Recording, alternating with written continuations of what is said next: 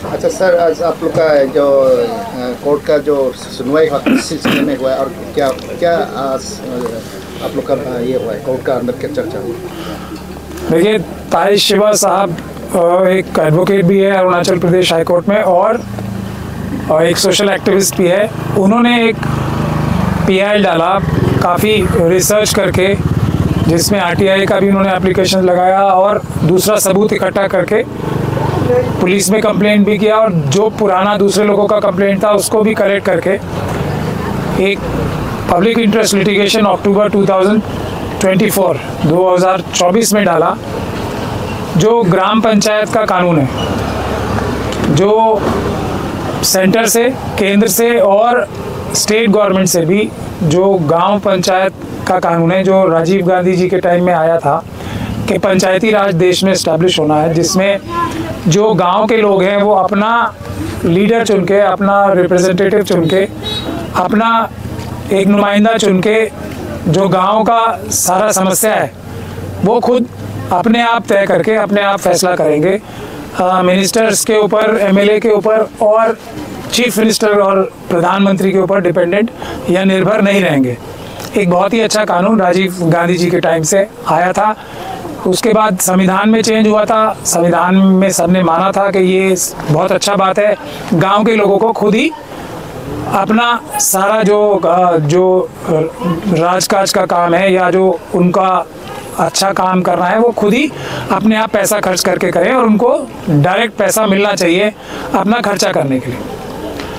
ऐसा अरुणाचल प्रदेश में नहीं हुआ कभी भी। गांव पंचायत में जो जीत के लोग आते हैं उनको कभी भी सरकारी अधिकारियों ने और जो दूसरे पॉलिटिकल लीडर्स ने भी पैसा उन तक पहुंचने नहीं दिया कभी। सब बीच में से ही खा लिया, ना कोई अच्छा काम किया जो जिस चीज़ के लिए पैसा केंद्र से भी आता है। इसको ठीक कराने के लिए और जो पैसा चुराया गया है और कोई भी काम नहीं किया गया उसको वापस करने के लिए और जो दोषी अधिकारी हैं और जो लीडर्स हैं उनके खिलाफ सीबीआई से जांच करा के उनको जेल भिजवाने के लिए और आगे से, मतलब अब से आगे के लिए हमेशा जो 15वां फाइनेंस कमीशन है उसके हिसाब से ही पैसा खर्च करना और गांव के लोगों को पूरा ताकत देना। जो गांव पंचायत में जो जीत के आते हैं लोग गांव पंचायत में, उनको पूरा ताकत देना कि उनको पैसा आए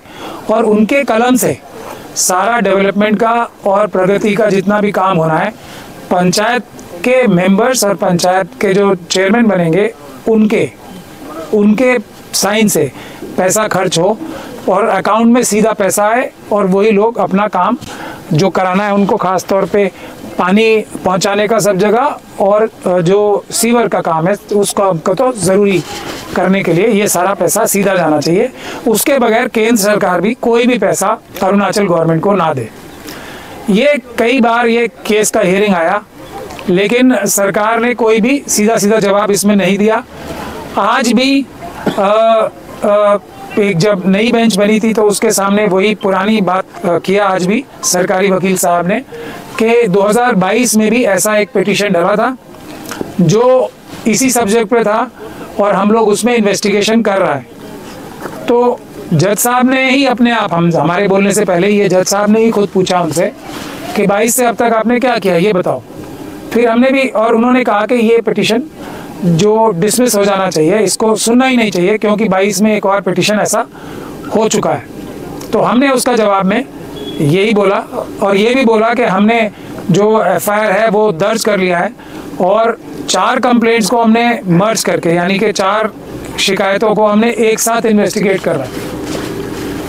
तो इस पिटीशन को डिसमिस किया जाए, लेकिन जज साहब ने उनका बात नहीं माना और ये बोला कि आप पहले ये सारी बातें अपना एफिडेविट में लिख के दो।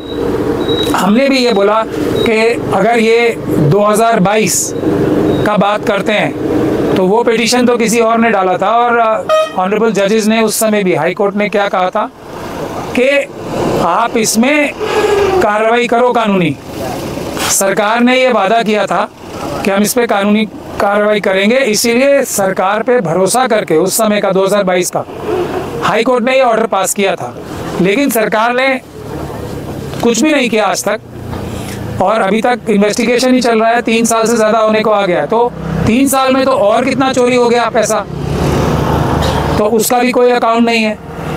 तो एक तो ये बात हुआ। दूसरा ये कि आप पूरा एफिडेविट पे लिख के किसी सीनियर ऑफिसर से अपने गवर्नमेंट ऑफ अरुणाचल का ये सब बातें बताओ कि आपने अब तक क्या किया है।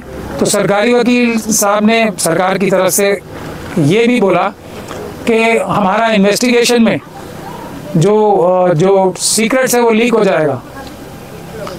तो इन्वेस्टिगेशन ही आज तक नहीं कर रहे कुछ, तो सीक्रेट क्या लीक होगा। हमारा तो जो इल्ज़ाम है वो यही है कि अरुणाचल प्रदेश का जो चीफ मिनिस्टर हैं और उनके साथ जो चीफ सेक्रेटरी हैं और जो दूसरे अधिकारी हैं और जो दूसरे सीनियर मोस्ट मिनिस्टर्स हैं और जो अधिकारी भी हैं, उनको सबको ताई शिवा साहब लिख के कंप्लेंट कर चुके हैं। सेंट्रल गवर्नमेंट में CBI को कंप्लेंट कर चुके हैं, और इस बात को भी अब काफ़ी समय हो चुका है। तो अगर ये लोग ईमानदारी से काम कर रहे होते तो आज कुछ ना कुछ तो कुछ लोग तो जेल में होते, कुछ पैसा जो है उन लोगों से वापस लिया जाता और वो जनता को दिया जाता, गांव के लोगों को दिया जाता, और कम से कम आज से तो जो सरकारी कानून है, जो 15वीं जो फाइनेंस कमीशन है, उसके हिसाब से ही काम होता। तो वो भी नहीं हो रहा है। तो इसका मतलब चीफ मिनिस्टर साहब हो चाहे मंत्री हो, सारे जो उनका सबसे बड़ा जिम्मेदारी होता है, क्योंकि जनता चीफ मिनिस्टर, मंत्रियों को और मेंबर ऑफ जो लेजिस्लेटिव असेंबली होते हैं MLA को चुन के भेजती है, इसलिए ताकि सरकारी अफसर गड़बड़ी ना करें। अब जब ये चुने हुए लोग ही सरकारी अफसरों की गड़बड़ी को नहीं रोक पा रहे, तो इससे साफ पता लगता है ये लोग भी मिले हुए हैं, या सरकारी अधिकारी जो हैं वो जो चुने हुए लीडर्स हैं, चीफ मिनिस्टर और मिनिस्टर्स और MLAs, उनके इशारे पर ही ये बेईमानी कर रहे हैं।